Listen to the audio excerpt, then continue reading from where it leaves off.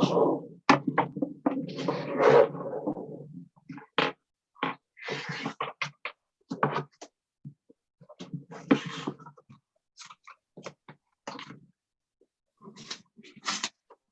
we live now, Jan? You appear to be, yes. We appear to be. Okay, let's begin. Good afternoon, members. Good to see you all. Can I start by reminding you to mute yourselves, please, except when you're speaking, so we can cut down on the interference and feedback and so on. For the benefit of any members of the public who are watching, this is a virtual meeting of Tavistock Town Council Development Management and Licensing Committee. This committee has delegated authority from Council to evaluate and comment on management, development and licensing applications from the parish of Tavistock.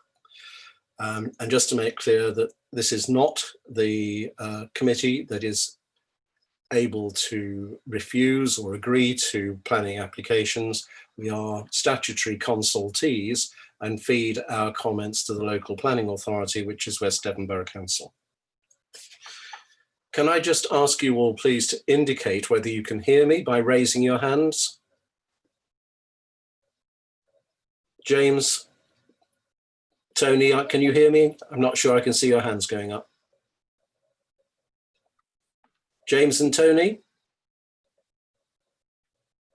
Ah, thank you.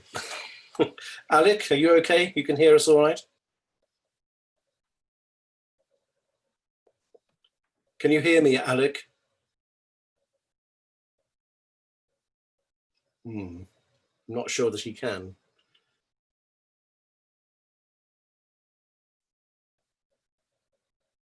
Jan, could you just try and contact him and see if he's got a problem? I think it looks to me as though his internet has frozen. I think we do need to press on. So item 1 on the agenda is apologies for absence. I think we're all here, aren't we? So that means there are no apologies. And then item 2 is minutes of the last meeting held on the 30th of June. And does anyone have any comments to make? Councillor Squire, please.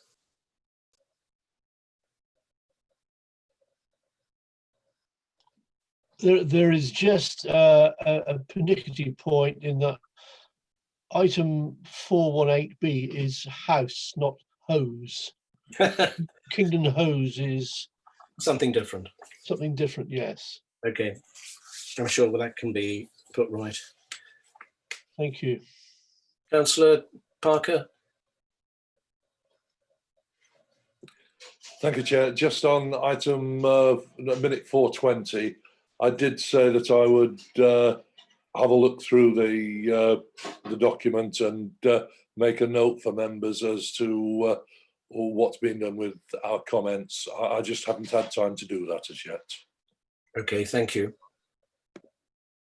Are there any other comments you wish to make about the minutes? Can I have a proposal that we accept them as being an accurate record of what took place? Thank you, Councillor Parker. Councillor Squire, is that a seconding? And all in favour, please show. That's fine, thank you, that's carried. Okay, so we now go on to declarations of interest. Please declare now if you have any unregistered interests relevant to any of the applications we're going to be considering. Councillor Parker. It's just briefly, Chair, on 48 Plymouth Road, I have worked with the agent who submitted the application, but it wasn't soon enough ago or close enough to cause any problems in terms of conflict of interest. Okay, thank you. Are there any other declarations of interest, please? Chairman, is Barry Smith. If on the development management planning decisions on the 30th of June, it has my planning application in there, which has been passed. It's all been done and dusted, so but I have an interest in that area. Thank you. We won't be discussing that time this evening. No, that's fine. Because that's okay. now Just so you know. Thank you very much. Okay, so as you know, ladies and gentlemen, if you become aware of any interest as we go through the meeting, please make them known as soon as you're aware of it. Okay, moving on. Dartmoor National Park. I'm not aware that we've received any items from them. Correct, Jan? In which case we move on to item 5. Barry, could you mute yourself, please? Yeah, sorry. Item 5, town planning issues, 5A, a briefing note relating to the Bovis home site. Councillor Johnson. Thank you, Mr. Chairman. This is a summary of the situation at the Bovis home site on Callington Road, which has been passed to me by a resident of the Gulworthy ward, but who lives absolutely right up to the boundary of the development site. These are a number of observations that he has about the site, which I think we just need to note and be aware of as members, that things perhaps aren't as running as smoothly as perhaps everybody would like us to think, and perhaps it might be an idea for this report to be passed to the West Devon Borough Council South West Ward members for Tavistock and ask them to pursue any matters that they aren't already pursuing with the local planning authority. Okay, thank you. Just before we move on, Councillor Venning, could you just mute yourself, please? We're getting quite a lot of extraneous noise. I'm trying to find out the address. Okay, thank you. Move it now.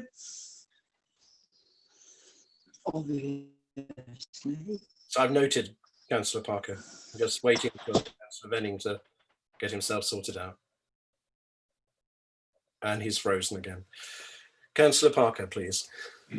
Thank you, Chairman. On paragraph 17 of the notes,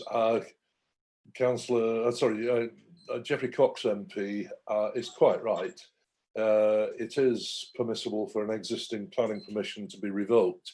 I'm not sure that that's helpful advice, because what he hasn't said is that the revoking authority, actually it doesn't matter who is the revoking authority, the district council that granted the permission would be liable to pay compensation equivalent to the full cost of the development. And I've known at least one authority that had to sell all their parks in order to pay such costs. Oh my goodness. Well, thank you for that bit of information. That seems to limit things a bit. Now, does anybody want this committee to take any action with regard to this item, or do you just want us to accept it for information? Councillor Crawford, please. Sorry, I mean, I was absolutely appalled when I read this. And just in terms of what Councillor Parker just said about the planning authority having to pay compensation, just seems a bit outrageous when these are the people, it's the developers that aren't following the rules and doing the things that they actually agreed to as part of their whole application. So, I mean, I actually support what Councillor Johnson's saying. I think we should hand it on to West Devon ward representatives to follow it through. Okay, thank you. Councillor Hutton, please. I was just going to say, send it on, yes, to the councillors for the West Devon. And who actually is the enforcing officers in this sort of situation? Because they need to have it as well, don't they? Councillor Parker, then Councillor Squire. The enforcing officers will be Pat Weimer and his team. So I suggest, as well as sending it on to the Tavistock ward members, we also send a copy to Pat Weimer if he hasn't already got one. Okay, thank you. And Councillor Squire? Just a particular point about the letter. It said from a resident. I can well understand the need for anonymity, but it's not a resident of Tavistock Parish, is it? It's just been evidenced as a resident of Gulworthy. So a neighbouring resident would be more accurate. Okay, but if we pass it on with a covering email, we could make the point that Councillor Johnson has already given us, that this is a resident of Gulworthy who lives adjacent to the development. Yes, that's fine. Thank you. I mean, if you go through the list, the planning authority are already aware of a number of the issues and are apparently investigating. So I doubt that very much of this is going to be news to them. But I think if nothing else, we're making it known that Tavistock Town Council is aware of the concern, even though it's not in our gift to do anything about it. Councillor Mann, please. I just wondered whether it would be worth also approaching Devon County Council Highways, because apparently they haven't adopted that roundabout specifically as a result of the inaccurate height difference. So I don't know if that's something we could ask Devon Highways what the result of that will be, or how, how they're going to do that. I don't know if that's under West Devon's authority or under Devon County Council's, but that's a concern if they're not adopting that roundabout as part of the highway. Can I put a question to Councillor Parker? Would you expect the planning authority to liaise with the highways authority over an issue like that? Every time, it's their duty to do so. In which case, do you feel that we need to be doing anything there? I'm a believer that belt and braces are always better than hoping. Okay then, so I think if I've read the meeting correctly, what we do is we forward that report to all of the Tavistock West Devon Council members, to Patrick Weimer. Just remind us of the official title, please, Graham. Head of Planning? He's Head of Practice Development Management. Okay, thank you. So we'll send it to him. Councillor Johnson, please. Thank you, Mr. Chairman. My suggestion was that we send the report to the two Southwest Ward members for Tavistock, because this planning development lies within Tavistock Southwest. I accept that, but do you think there might be an argument for making sure that all of the Tavistock members are aware of the problem, given the size of the development? Yeah, I'd be happy with that. Okay, thank you very much. And we also send it to DCC, Highway Authority, so that they're aware that we're aware. Okay, I think we have a plan. I'll just wait for Jan to tell me that she's ready. Okay, thank you, Jan. So we then move on to 5B, Tavistock Active Travel Roundtable. Councillor Mann. I guess everybody's seen the content of what that meeting was involved. I think I was included in this because I sent a suggestion about the rights of way that connect from the canal path to another right of way that goes up to Crease Lane, and basically would allow, not to Crease Lane, but across to the new Bovis development. And basically, this was a roundtable with really a lot of wonderful resources. And what they were explaining was what the funding, this coronavirus funding, was for active transport. And basically, I think if you looked at the slideshow, there was a picture of one of the roads where they'd put sort of cones up, sort of like what has been done in Tavistock's town centre, in order to allow a cycling area in Exeter and in bigger towns. And that is essentially where a lot of the money has gone to, is temporary street closures in larger towns where active travel would be conceivable for people to take that instead of public transport. In any case, the result of the meeting was that there is this possibility that there is some money that comes every year or regularly. It's a very small amount. I think if you note, I think the notes sort of say, it's 1.5 million for all Devon transport projects, so it's not very much. But that it's easier for them to allocate money to projects when they have a very clear list of priorities within each community. And they listed Ivy Bridge's plan, which Kit Harbottle from Transition Tavistock brought up, which had actually been done with the help of Sustrans, and they'd actually done a whole plan around how to connect Ivy Bridge better with their cycle trails and things for active transport. The basic outline from the meeting was that if Tavistock could come up with a list that was of active travel, green travel ideas and things that encourage that type of travel that they were interested in pursuing, that would be worth doing. And it doesn't have to be a formal list that's done with Sustrans. It could be something smaller than that, or, you know, without that level of consultation. So Transition Tavistock left that meeting, and they were going to, and are interested in, creating a list, and they're going to do their own consultation. They've applied to West Devon for some funding to get involved with that. And I reached out to Kit Harbottle tonight, just before the meeting, to see if they'd made any progress on that. And she did reply to me. And what she said is that Transition Tavistock is going to be sending Devon County Council a list of ideas for enabling a shift to walking and cycling for travel in the Tavistock area. And they'll copy West Devon Borough Council and Town Council members at the roundtable into that. And then they want to do a public engagement and informal consultation between August and October of this year to sort of raise interest and help inform councils. And they would like, if Town Council was interested, to liaise with us as well to have our support on that. Kit has given her contact details for Transition Tavistock in case the committee would be interested in reaching out to her and getting involved, and maybe putting some of that list together. Thank you very much. Any questions for Councillor Mann? Councillor Parker?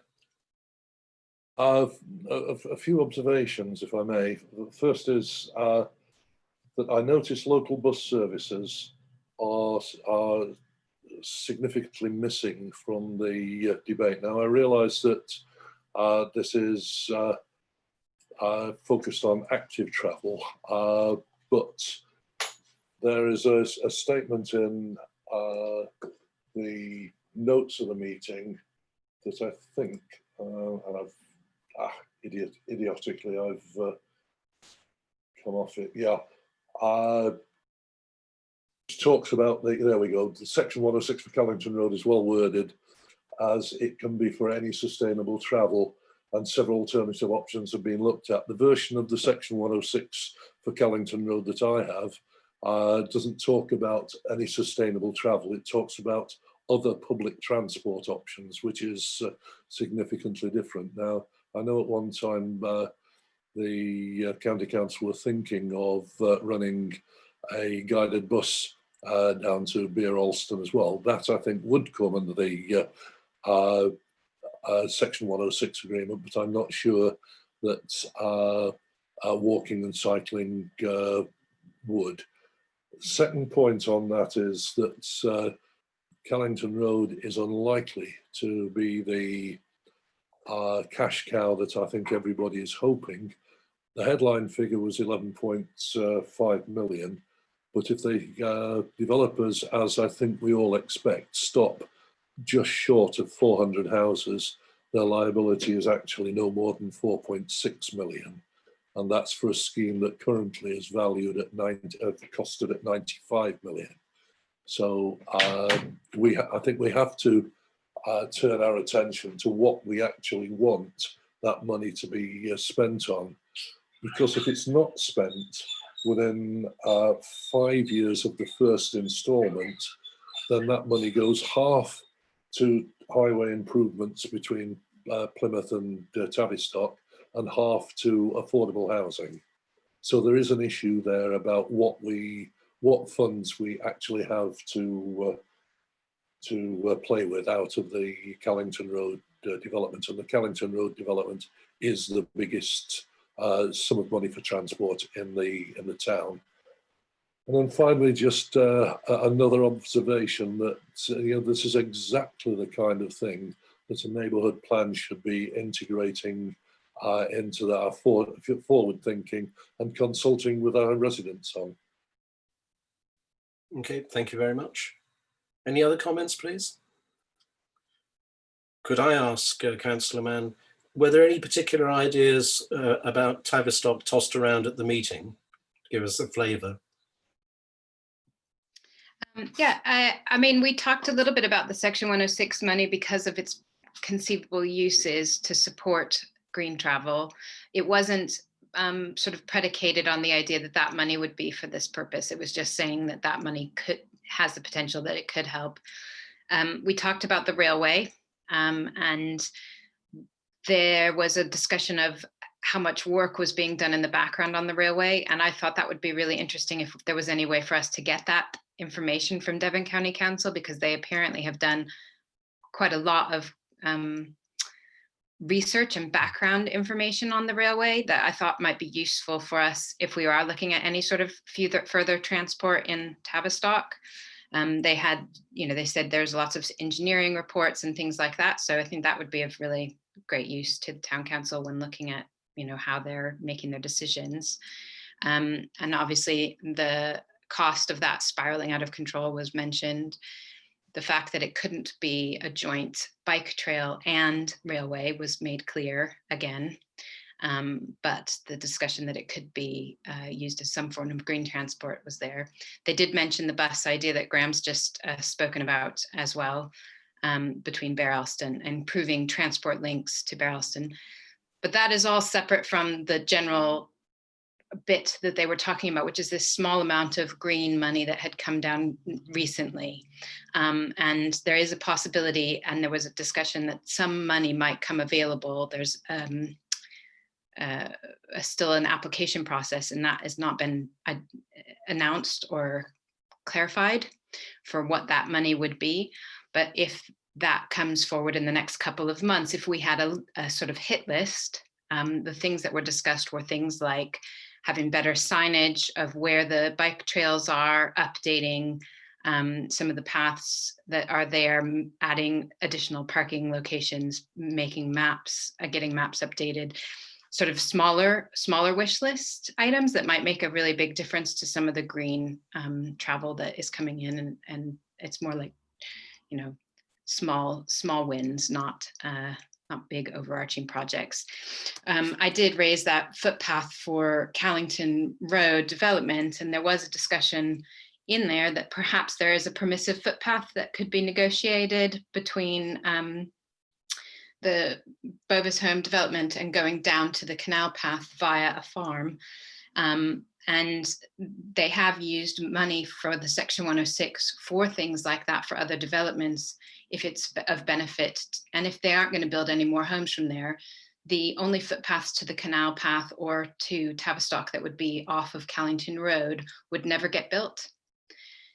So I think that would be really worth pursuing if that was a possibility. And the contact details for the person who I actually forwarded the idea to her and marked it on a list, but those are the types of things that could be put into the document. So, increased bus travel. There was discussion about bus travel being not in control of any of the people that were in that forum, as in, we don't have control of the buses themselves. So, and a bus route that is funded by Section 106, when the Section 106 funding runs out, then the bus goes away. So it doesn't solve the problem for the long term. That was the other discussion.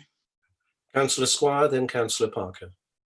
This is an addendum point, but I think the subject matter raises the importance of the council supporting any sustainable link to Barrelston, because Barrelston does have a rail station and it's still a usable way of having sustainable transport for Tavistock. A bus connection is something which we should support with Barrelston as being a feasible way of accessing more sustainable transport. Thank you. Councillor Parker. Thank you. The reason that I raised local buses is that local buses has come up in another connection as well. And how can I put this kindly? The county council pushing off responsibility for buses doesn't help anybody. They are responsible for negotiating and passing on the Section 106 money to the operators. Now, as far as I can see, there should be £800,000 available for local bus services, principally the 89 bus and its extension, which should be enough to run that bus service for the next 8 or 9 years. And that's without the Plymouth Road development, and we're pushing on that. So the 89 could be the spine of a public transport service around Tavistock for some time to come. And I've discussed with 1 or 2 other members and with West Devon members about trying to then use that money to seed other ideas for joint working with public transport, maybe business support for public transport around town, as a means of taking pressure off the roads as well. So it does seem to me that the county council has to be totally involved in the consideration of integrated transport, or I think one of the options that some other members are looking at is the idea that maybe county council should have no responsibility for allocating the Section 106 money at all, and that should stay with West Devon Borough Council. Okay, thank you. Councillor Mann? That just reminded me that the other thing that we did discuss was the bike route between Yelverton and Plymouth. And that was quite disappointing as well.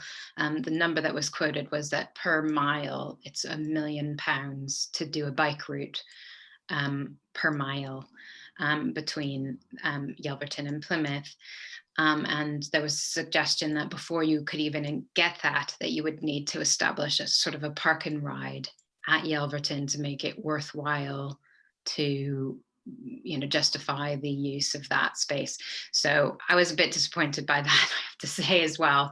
I think my suggestion, and I'll just put this out there as an actual recommendation, is that we do liaise with Kit Harbottle and Transition Tavistock on this. If they're going to be leading a public consultation from, within the community, I think it'd be worth us trying to get involved and at least help create a list. So I would think that the town council would like to support that effort if they're going to be doing that.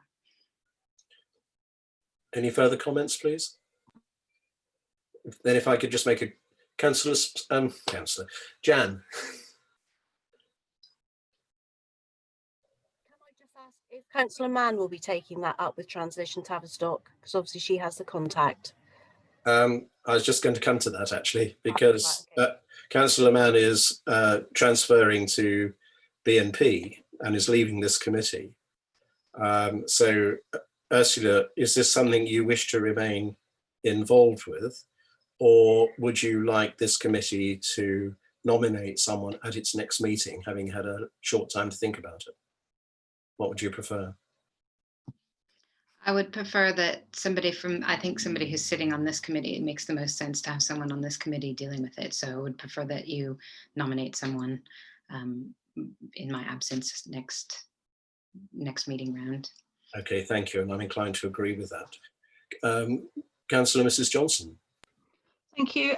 This meeting was talked mainly about walking and cycling. And one of the things I've noticed recently when doing a lot of walking is that a lot of the footpaths and a lot of the pavements have got lots of trees and branches and grass and stuff growing over them, which is actually limiting the amount of pavement that you've got available to you. I did report some the other day to the on the Devon County Council website and was promptly told that it wasn't a problem. But I think if Devon County are promoting active travel, then they've also got to make sure that they're clearing the pavement so that people can actually walk along them properly and don't have to go out into the road to walk along them. So that's something as an individual councillor I will be pursuing with the county council. They can't have it both ways. No, okay, thank you. I would like to think that the town council would wish to be involved with the active transport process. And I think, Ursula, if you're in contact with Kit, that perhaps you just let her know that we propose nominating someone at our next meeting of this committee.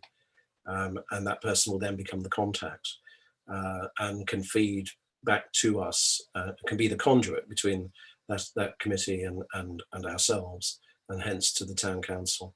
I would just like to make a comment about the bus service. It's quite concerning to me that it's been made very clear by Devon County Council that no subsidised bus service is secure. None are guaranteed. And the 89 is such an important bus route when you think about it, because it's not simply a bus route that goes into the bus station, it goes on a big circuit around the town. And it just seems to me that as the new housing developments come online, it's even more important that that service serves the new housing development. Otherwise, we're just going to see yet more cars coming into the town centre. And if we're realistic about wanting to have a viable alternative to the motor car, then surely the bus has to be part of the strategy. So I do think that's something we need to come back to and see if there's anything we can do as a town council to just promote that. Okay, anybody got any further comments, or can we move on? Okay, looks as though we're moving on then. Thank you. Item 6, general correspondence. We haven't received any. And item 7, urgent business brought forward. I wasn't proposing to bring anything forward. Nobody's shouting at me. And therefore we can move on to 8, which is planning applications, and 8A, decisions by West Devon Borough Council, which are in your paperwork. And you will know that there were 1 or 2 there where we disagreed with the planning authority quite significantly, one of which isn't over yet. There are still some issues to be resolved, namely the Section 106 agreement. Does anybody wish to make any comments about the planning decisions? Councillor Parker, please. Thank you, Chair. Can we start with the West Street one? Because I think that every member of the committee felt quite strongly about the inappropriateness of the larger sign of the fascia. From what I can see, there was no heritage assessment prepared to show the impact of that sign on the conservation area of the West, or the World Heritage site, but it was approved. Yeah. Well, we did make the comment at the last meeting, which was attached to one of our responses, about heritage assessments on properties in the conservation area, didn't we? Indeed, Chairman, and I'm keeping an eye on that. It's getting quite worrying that the Cornwall part of the World Heritage site is punctilious about requiring heritage assessments. We seem to be less so on the West Devon part, and we are under scrutiny. Okay. Then the next one I think that is worth looking at is the Hazelden House one. Yep. Now, this one, sorry, Chair, I'm holding the there. I'm holding the space bar down. I'll just unmute myself. Okay. Hazelden House, you wouldn't get this from the decision, but what happened was that the officer did take notice of what we said, and I think, as I said at the time, I had my own evidence that I put in, and the officer did take notice and persuaded the applicant to reduce the area of the house that they're claiming as residential, and it's back to the old house. So all the teaching blocks and the other areas that are attached to the house were removed from the red line. So to that extent, it was good. I still think that it's far more than the evidence shows, but I'm taking the view that since if an application had come in for the use of the historic house for residential purposes, it would almost certainly have been granted consent. There's no point in flogging a dead horse, pushing water uphill, or whatever the correct metaphor is. The right result is there. That house has a right, and it would be right for it to be used as for housing. There's a little consequence, though, of course. that they only seem to have been paying council tax on a very tiny portion of the house. And now they've established the evidence that they've used the whole house. There may be consequences for council tax. But that one, at least the information that we provided as a town council and as councillors has been taken into account. Thank you for that explanation. That's very helpful. The next one is, yes, Plymouth Road. That one, some members may be aware of what's happened, but the upshot is that there was a panic in West Devon offices when they realised that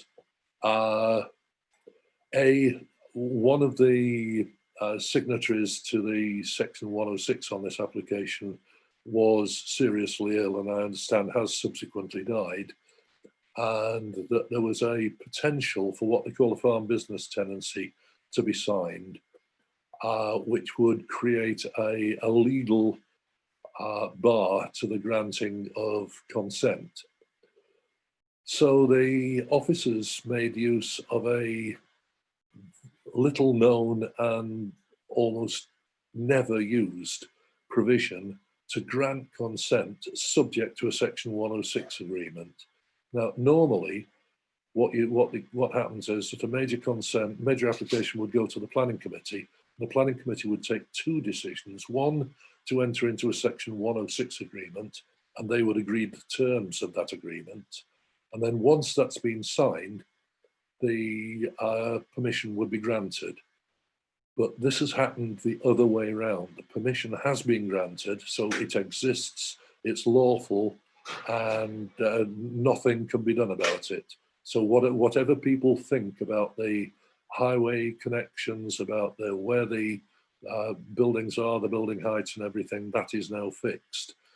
But Section 106 hasn't been signed, and that is currently in negotiation.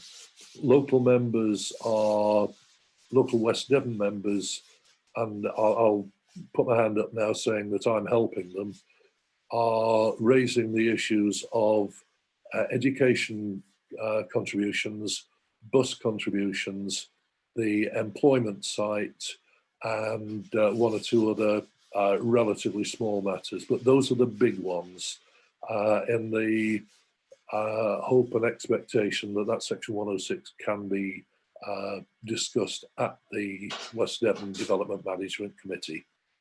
And I know a number of members of this committee have offered support for that. Yes, thank you very much. And thank you for the work you're doing, assisting the West Devon members. Clearly, it is really important. Does anybody want to make any comment or ask any questions? Okay, so no doubt we'll be hearing more about that in due course, Graham. Yes, indeed. There's a lot of water to go under that bridge. Yes, Did you want to comment no need to say any more because there will be another discussion on that. Okay. Did you want to comment on any of the other applications? Anyone? Herdwick Golf Club? Herdwick, I listened to, and there really was so much wrong with the discussion on that. But I'd only be repeating what this committee has already said about isolated development, about countryside sustainable locations. The wrong decision was reached for the wrong reasons. And as it happens, there is a correspondence going on privately between the lead member for planning, the chairman of the planning committee, the policy officer, who now seem to be asking me questions. So I'm happily replying to them as an individual. Thank you very much indeed. Are there any other comments about any of the planning decisions before we move on? In which case, can we move on to 8B, to new applications, although a couple of them at least are boomerangs. The first one is Abbey Chapel. Members will remember that we previously saw an application to install a large LED illuminated cross on the front of the chapel, and that we objected to that on the grounds that it was incompatible with the nature of the building, being a grade 2 listed building, being contiguous with a grade 1 listed building in a Tavistock conservation area and World Heritage site. We now have a reapplication for a modified design. Does anyone have any comments to make? Councillor Squire. I should declare an interest that the applicant is a personal friend of mine and has been for many years. I'm still opposed to the sign, but that's another story. Okay, thank you. Councillor Parker. Thank you, Chair. Yeah, I've had a close look at the application. I think what they've done is they've reduced the size of the cross to half in all its dimensions, and it is now to be rear lit, which is LEDs behind it, so it'll be slightly off the wall, and the area around behind it on the wall would be lit. I personally think that's a good solution. I think it would be in keeping with the chapel, and if and when it comes to a vote, my inclination is that I'd be voting in favour of it. Councillor Johnson, please. Thank you, Mr. Chairman. I agree with Councillor Parker. I thought it was a much improved proposition that we've got before us today, and I would support it as well. I think that would look good on that site. Okay. Okay, thank you. Councillor Hutton.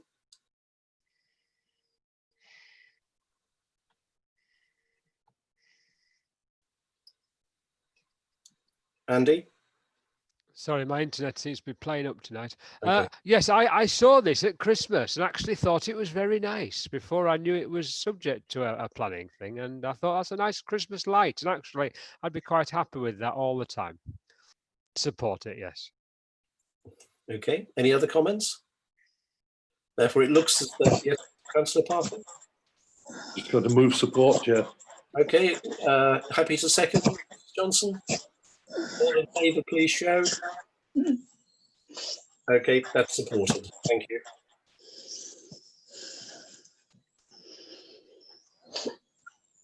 So the next one is 8 Newtake Road. This is an application to do work on a tree protected by a tree preservation officer. A healthy oak tree that's overshadowing a house, and a neighbour's house. Any comments, or do you wish us to refer this tree officer? So we'll refer that, yes? Okay, so that's referred. The next one then is Cranmere, Chollicott Lane. Householder application for proposed extension to form enclosed porch and sitting area. Does anybody have any concerns about this application? Councillor Parker, then Councillor Mann. Thank you, Chair. Yeah, it's a nice, modest development proposal. I really can't see any problem with it. Okay, Councillor Mann. Yeah, I was just going to move support. Okay, Councillor Fay, I noticed you were signalling. We can't hear you, I'm afraid. I was going to say the same as Councillor Parker. Okay, fine, thank you. And Councillor Venning?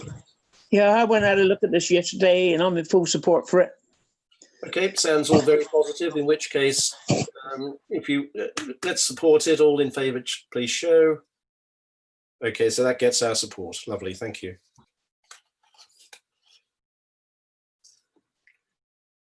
So the next one is 8 Sunway Close. Householder application for proposed single-storey rear and side extension to replace a rear porch. Councillor Smith.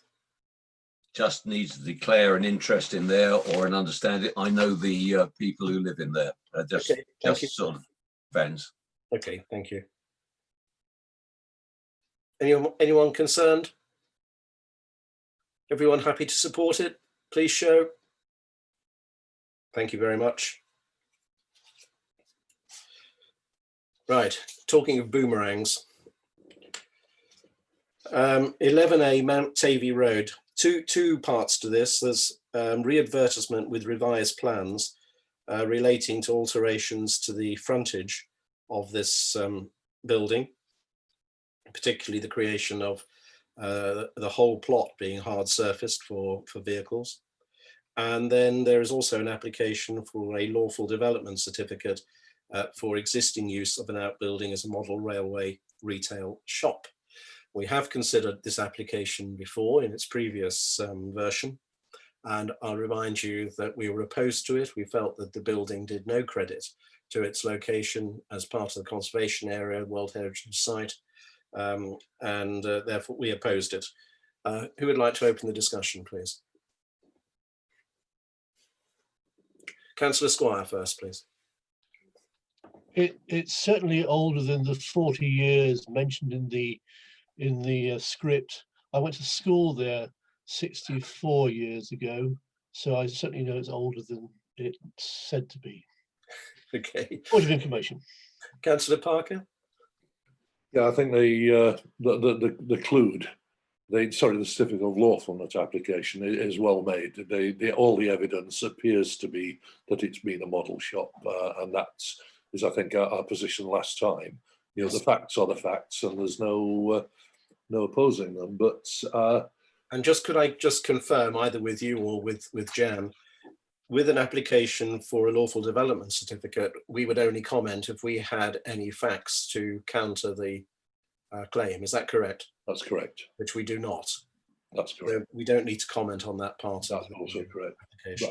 But the re-advertised scheme, in my opinion, still does no credit to the World Heritage Site, and I would maintain our objection as before. Okay, thank you. Any other comments? Councillor Hutton. Exactly the same as Councillor Parker. I think we do the same objections we did last time. There's nothing that we've been told that's really changed anything. Okay. If reading through the paperwork relating to this application, there were two representations objecting to this application, both from the same person. One of the representations I found rather confusing, as it didn't appear to directly relate to the change here, but the other one very much did. And they clearly had done their homework and were quoting Dev 20 to 23, if I remember correctly, and basically very much agreeing with what we said last time, that this is an important heritage location. We have Bedford cottages to either side. It's on the World Heritage Site. Those particular Bedford cottages are not listed, but they are regarded as positive buildings, where clearly this building is anything but positive. And I'm inclined to agree with Councillor Parker that I see no reason why we should change our previous objection. Does anyone disagree with me? No. In which case, I think the outcome is that our decision is unchanged. We are opposed to this application for the reasons previously given. Okay.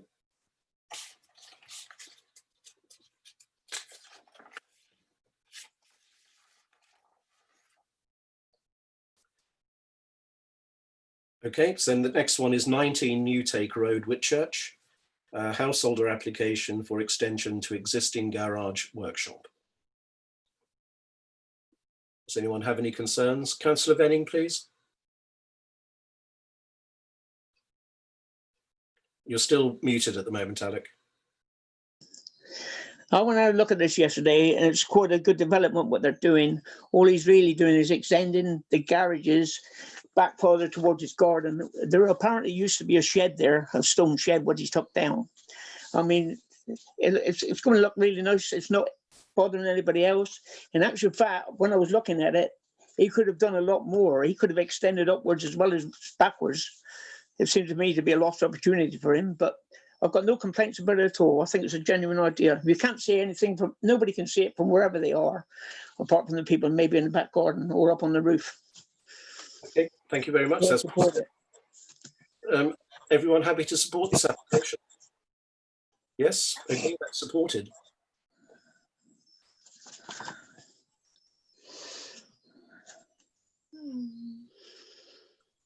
Okay, you ready, Jan? Yep. Okay, so here's another boomerang. 12 Watts Road, householder application for demolition of stone garden wall and creation of single-story kitchen extension, widening of drive entrance.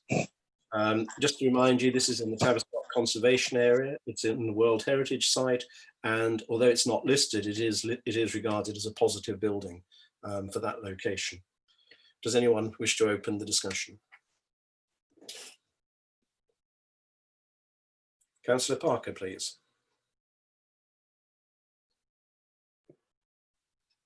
For a change, I think this one has done a really good job on their heritage statement, their design and access statement, their planning statements. I think they've hit the nails right on the head. They've understood the orientation of the buildings and the relation of the buildings to the road. These are odd buildings in that they face away from the road. So what is effective, what would normally be considered with front garden is actually the back garden. And the houses are orientated to take advantage of the view. I think the proposed extension towards the road is much better than almost any of the other extensions on that road. It respects the height of the wall and drops towards it, so that it's subservient not just to the house but to the wall. And to that extent, I really think that they've done a really an excellent job. Okay, thank you. I have a problem with the other element, which is the widening of the driveway. That I think would distinguish it from the regularity of those driveway widths all the way along. I can't see anywhere else that has a 3 metre wide access way into the driveway. And I think the whatever they say, those metal railings, the metal gate that's being proposed fits with nothing else in the road scene. So I'd have some problem with the proposal for the gateway, but not for the building. They are at least proposing to reuse the granite gateposts. Indeed they are. Yeah. Councillor Mann, I think you had your hand up a moment ago.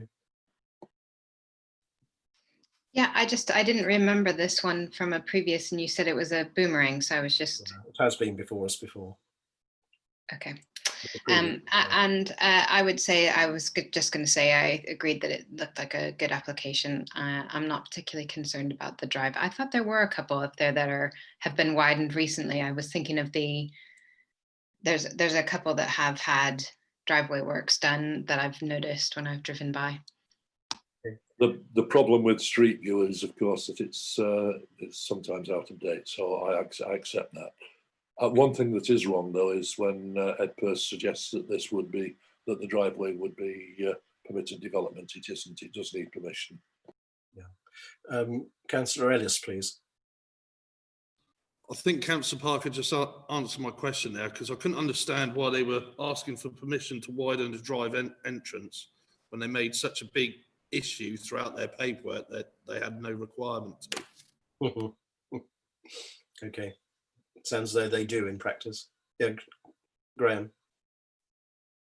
Just to help James, I think, James, if it had been not in a conservation area, he would probably have been right, but it is in a conservation area and different rules apply. So they do need planning permission, I'm sure. Okay. Thank you. So is it your wish that we support this application? Yep. Okay, then. Thank you. That is supported. The next one is a tree application, 22 Newtake Road. They're very busy in Newtake Road at the moment, aren't they? So this is a reduction of a leaning stem on the east side of an English oak. I presume this is a tree with a TPO. Doesn't actually say that, but I think it is. And some dead wood removal. Does anybody wish to comment, or shall we just refer it through? Alec? Sorry, we can't hear you at the moment. You need to unmute yourself for. Right. Yeah, I went and had a word with this lady yesterday. What her concern is because of the massive height now that the tree is, there's a bough coming out the side of the tree away from her, and she's concerned that if those break off, there is an unused road, unadapted road outside, what people use for parking. And either last year or the year before, the next tree up from them, one of these big branches fell and just missed a car. She's concerned the fact that if this is a massive branch, I'm not talking, and she's concerned the fact that it may pull the actual whole tree off, which is balanced on basically on top of a hedge. And what she wants to there is a preservation order on it, and she's contacted them. So as you said, it's probably best to give it to them to look into, but she is concerned because of the fact that the height of the tree and the weight of those two branches which are coming out.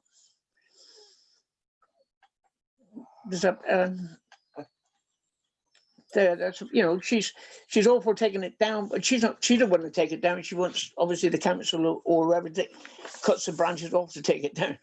Ah, yes, well, especially who owns the tree, isn't it? Yeah, it's a preservation tree, so she can't do it anyway. So yeah, okay, it's not in our gift to take it down, so I think we'll just refer it through to the tree officer, shall we? Yep. Okay, thanks. Okay, 48 Plymouth Road, formerly the Duke bed and breakfast. I didn't even know they'd stopped trading, to be honest, but I gather they did in May of this year. And so we've now got an application in two parts. There's a change of use application to change from a hotel C1 to supported living accommodation C2, including some minor internal alterations. And the second part of this is a listed building consent for that proposed change. Just to remind you that this is in the conservation area. It's a grade 2 listed building. It's in the World Heritage Site, and they are proposing reversible internal changes only. There are no proposed changes to the external appearance. Open for debate. Councillor Mann. I didn't see any problem with it at all. I thought it was a good application. It's great if somebody was able to be mobile and could be in flat centre of Tavistock in a care home. That sounds really good. So I would be minded to support it. Okay, thank you. Councillor Squire's got his thumb up. Anybody else got any comments to make? Councillor Fay. Yes, from what I gathered, the internal changes they want to do is just to comply to the new proposal and remove some of the old things that were in the guest house requirements a few years ago. Okay, thank you very much. And Councillor Crawford, I think you had your hand raised. Yes, I was just going to agree. I thought it looked fine, and it was going to give some employment as well to a bit of a discrepancy. I thought be either 6 employees or 9 employees in total. So I wasn't quite sure on that bit, but yeah, the changes were so minimal. It's not going to affect the outside. So yeah, I completely support it. Okay, any final comments? No, all happy to support the application? So we support the change of use and the listed building consent, yes? Okay. Right, now, one in Middlemore. We don't often get applications in Middlemore, but this is for land adjacent to Beechwood, Middlemore in Whitchurch. Outlying application for proposed new development, new dwelling, just a single dwelling, matters reserved. The proposal is to demolish a garage and a greenhouse to provide access to the back garden of Beechwood and there to develop a house. We're told that the garden is now too big for the occupant of Beechwood to look after. That occupant wishes to stay in Middlemore, doesn't want to move, and is therefore looking to sell off some of the garden for building a house. Any comments, please? Councillor Parker.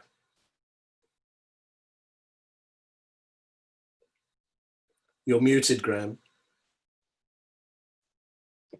Yeah, this is one that I have been able to go and have a look at because it's actually on my dog walking route. And some of the neighbours have contacted me.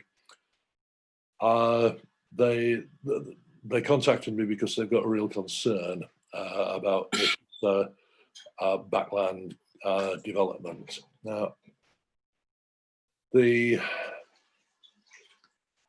site, strangely, is not previously developed land. It is greenfield. There is an exemption from the definition of previously developed land that excludes residential gardens within built-up areas, and this is a built-up area, so it is classed as greenfield land. Middlemore is not included as a sustainable settlement in the joint local plan, and so it is to be treated for policy purposes as if it's countryside. It is not. It might be 180 metres from the edge of Whitchurch, depending on which way you're measuring and which crow is flying there.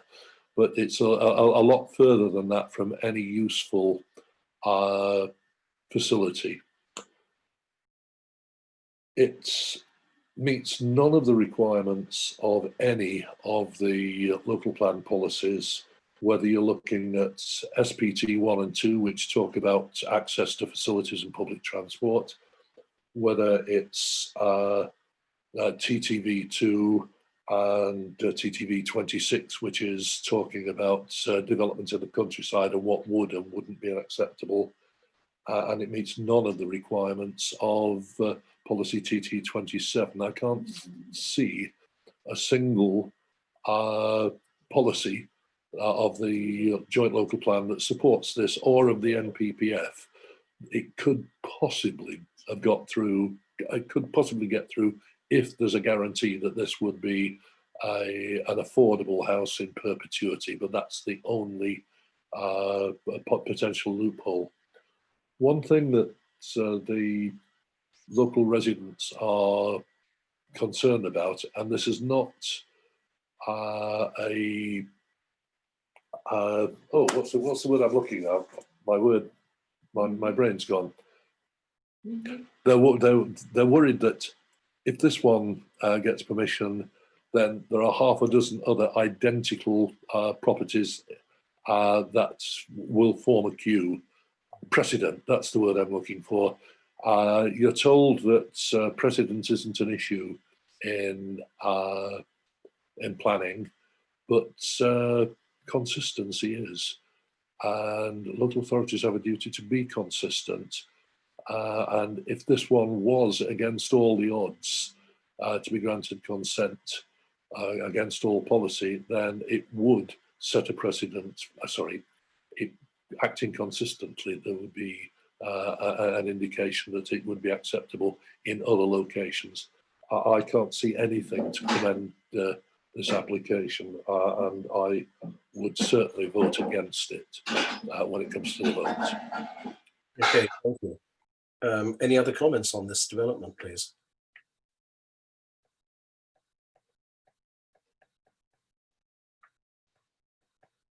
Councillor Mann. Yeah, I had kind of the consistency concern, and I had a hard time. Maybe perhaps Graham, you could answer this, but they seem to be establishing within the documentation that there was already precedent based on nearby housing in Moortown or something. And they sort of use that as the precedent. But having looked at the top-down view of the different properties in there, I immediately sort of was concerned about how many houses could be backfilled in that particular location. And it did seem to me that it could become its own true settlement at that point. So it did seem to me like it was a little bit different. And it does say in the application that it is rural. So I think they've already sort of identified the property is rural, so it's not, it isn't on any sort of path, in Tavistock. But I am interested as to what they're referring to when they mentioned the existing sort of precedent. Any other comments? I mean, the couple of points I think I would make are, firstly, that Middlemore is a small rural hamlet. And if you look at the buildings that are there currently, they're all pretty old. I think the most recent of them is the one on the big house on the corner where Peter Rowe lives. But beyond that, they're all very, I would think they're probably agricultural workers' dwellings in the past. And I'm not aware of any new buildings in Middlemore. I don't think I've ever seen any when I've been walking my dog around there either. So that's the first thing. I think, and dropping a new house into there would be rather incongruous and not in keeping with the rest of the appearance of the hamlet. The second thought that went through my mind is that the residual plot that Beechwood would sit on looks extremely small. And as far as I could see, there wouldn't be room for off-street parking, I don't think. And the plot would be tiny. Well, that may suit the current occupant very well, but I'd be worried about the amenity for any future occupants who would find themselves with a very small plot indeed. So that was another random thought that went through my mind. So I came away from this uncomfortable, but I hadn't looked at all of the policies in the detail that Councillor Parker has looked at. Any other comments, please? Graham. Putting all that together, can I suggest the form of an objection? Yes, please do. Which is that the proposal, is unjustified development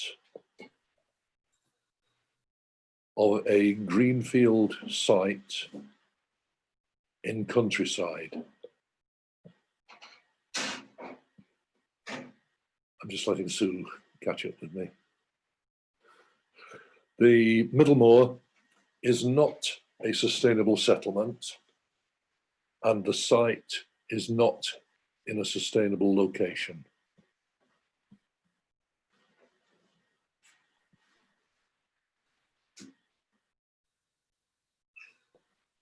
Insufficient space is being provided for parking for both the existing and proposed dwelling.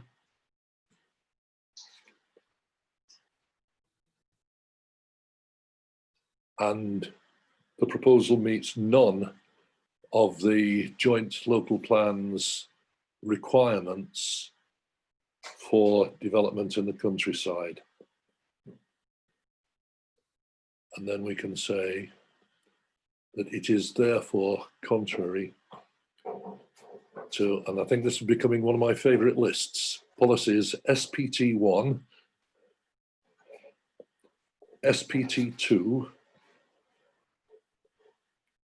TTV2, Strategic Objective SO10, Policy TTV26, and Policy TTV27 of the Joint Local Plan. That's not bad for off the top of my head. Okay, thank you. So we have a proposal. Do we have a seconder for that? Councillor Hutton was the first up. In which case, does anybody wish to say anything further about it? Okay, those in favour, please show then. And that's carried. So we object.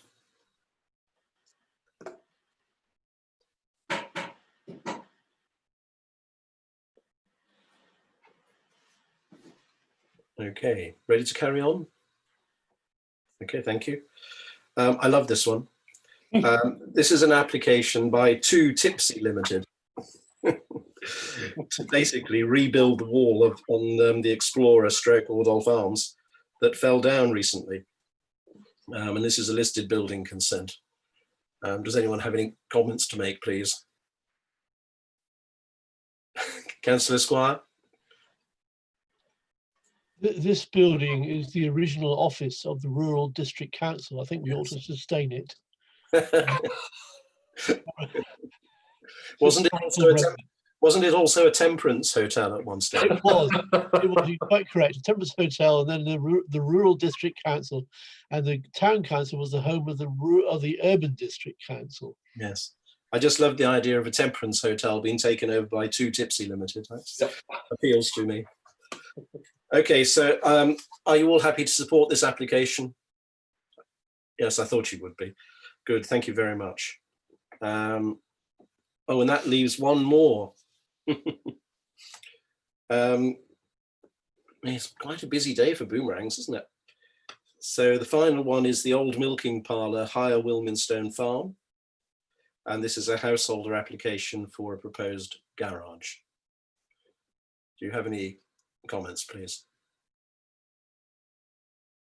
Graham? Oh dear. High Wilminstone Farm. It's a nice two-storey garage, and it's well outside the area that was granted permission for residential, in the field round the back. I mean, it couldn't be more unrelated to the house, and still say within the same ownership if you tried. I mean, this. I know people are watching and listening, but I think this is just a try on to extend yet again the area of development at Higher Wilminstone. I mean, this is every local authority has a site like this, I can guarantee you. But somewhere, the best local authorities sit down with the owner and say, come on, what are we going to do with this complex of buildings? I really do think it's about time that we did that somebody did this, because we've had, as long as I've been around planning in West Devon, this site has come up time without number, over and over again, appeal after appeal after appeal. It's wasting everybody's time and money. Having said all that, it's a site outside the area permitted for residential development. It's unrelated to the main house, and it's in open countryside.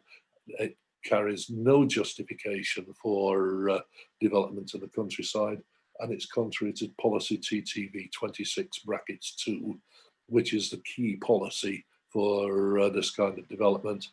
And I move that we object. Please. Councillor Mrs. Johnson, please.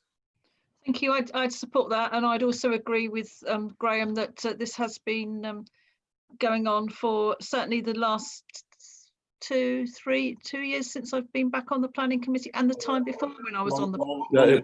Probably 10 years by now. Certainly, all the time I've been on the planning committee, it's been coming back repeatedly, like kippers. Councillor Crawford, please. Just to throw a spanner in the works, it's not an application for a residential building, it's an application for a garage.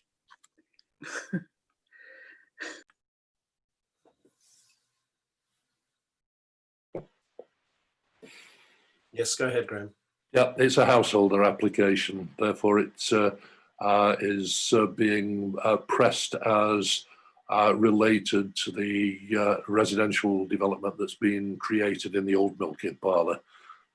I agree with you. It's got nothing to do with it in practice, but that's how it's being presented. Okay, thank you. Ursula, did you want to say something?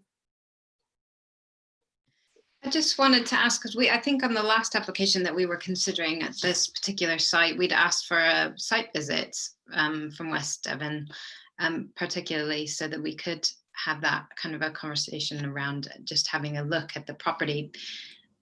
Even the photos in this application really confused me because it looked like that the property was going to be completely separated from all of the other property by a fence or a gate, or so it was really, I just thought, you know, isn't that something that did we not get any reply about doing a site visit the last time when there was a garage up? I think it was a garage, or maybe it was a storage facility, but A storage facility. yeah. It was storage facility moving into the old milking, the new milking parlour. Yeah. Councillor Ellis, please.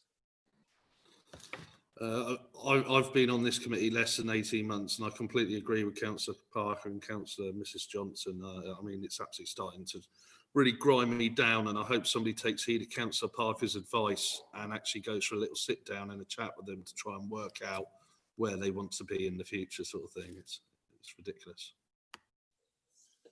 Okay, so we've got a proposal that we should oppose this application, and some grounds for that opposition. Do we have, and we have a seconder for that? I think Councillor Johnson, I think you indicated support to second it. In which case, does anyone have anything further to say? Jan, please. If we're going to go with the proposal, could Councillor Parker please reiterate what it is he wants the objection to be on the basis of? Yes, of course. Thank you. I was going to ask if you'd got that. Right, there's three elements to it. One, it's unjustified development in the countryside.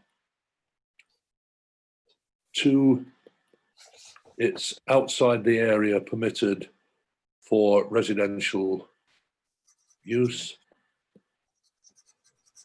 Three, it is unrelated to the main house,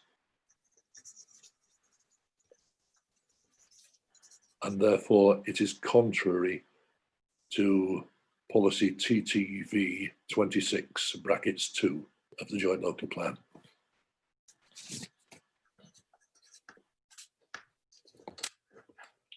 Okay, so if there are no further points to be made, those in favour, please show. And that's carried, and so that is opposed. Okay, Councillor Parker. Can I say, Chairman, that the Tavistock, the West Devon members for Tavistock North asked me, are we going to make it our policy to inform them of our decisions? Because in the case of Higher Wilminstone, they are all very interested in what we're saying. It was my intention that should appear on the agenda for the next meeting, which will be the first meeting of the reconstituted committee after tomorrow evening's annual meeting of council. I'll leave it till then. Thank you. But it was fully my intention to put it on there, and then whoever's the chairman after the meeting starts can lead that discussion. Anything further? No. Jan, happy? Sue, happy? In which case I'll bring the meeting to a close and look forward to seeing you all again tomorrow evening for the annual meeting. Thank you, Chair. Okay. Bye. Good night. Good night.